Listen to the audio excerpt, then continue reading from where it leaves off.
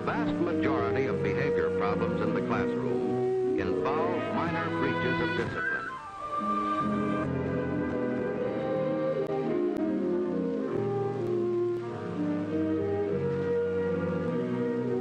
Well, hurry up, don't take all day.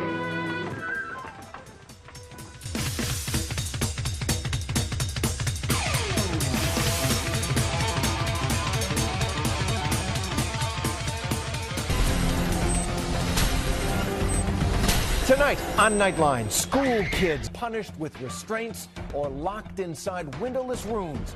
Nightline investigates harsh discipline in schools across the country. For most kids, the worst they've got to fear from unruly behavior in class, it's a trip to the principal's office. But in some schools, students are receiving far more severe treatment, like being locked in windowless cells or stuffed into bags. A new and growing controversy in American schools.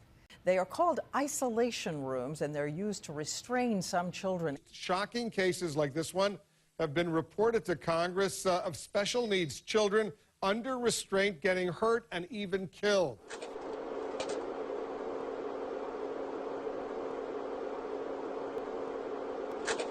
Including those like Andre with behavior disabilities, later tied Spread Eagle to a restraint board. No.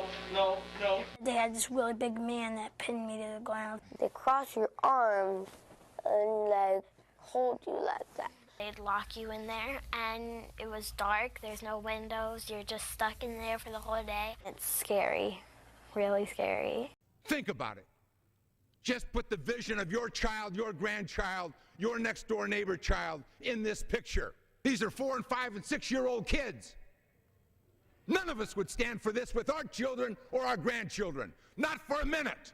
But all too often, students have died after being restrained with the approved techniques. The most recent, 16-year-old Corey Foster. A surveillance tape shows the young man as he apparently refused to stop playing basketball. And then, says his mother, Sheila Foster, they forced him to the ground. There was nothing therapeutic about that. A short time later, Corey Foster was dead. Is it your sense that some of these people, they probably think they're doing the right thing, protecting the student, protecting others in that room, are just not well trained? That's right. There's no training. There's often not school policies or state laws or federal laws setting the standards. So it's ad hoc. They figure out how to do it themselves. He was a little fellow. He didn't like to wear a belt. When he was at church and stuff, he'd take and play football. He'd hold his pants up with one hand and run. When they send him to that timeout room, they call it seclusion room, I guess. The school system give him a real long rope to hold his pants up, and then he hung himself in that room. That was my sidekick. Me and him was real close.